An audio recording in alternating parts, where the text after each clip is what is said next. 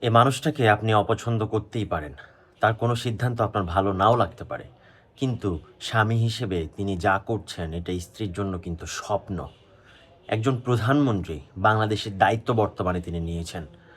একই সাথে তিনি তার স্ত্রীর হাত শক্ত করে ধরেছেন। খারাপ অবস্থাতে তার স্ত্রী সবসময় পাশে ছিলেন। যে নারী খারাপ সময়ে পাশে ছিল তাকে রানী করে রাখা যায়। বৃষ্টিতে তার স্ত্রীর হাত শক্ত করে ধরে আছেন।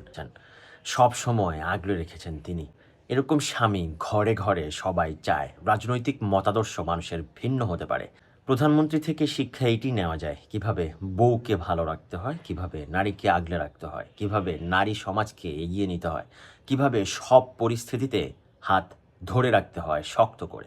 বেঁচে থাকুক এরকম ভালোবাসা, শুধুমাত্র প্রধানমন্ত্রীর না, প্রত্যেকটি ঘরে ঘরে প্রত্যেকটি পুরুষ এভাবে তার নারীদেরকে ভালোবাসুক, আগলে রাখুক, এগিয়ে চলুক।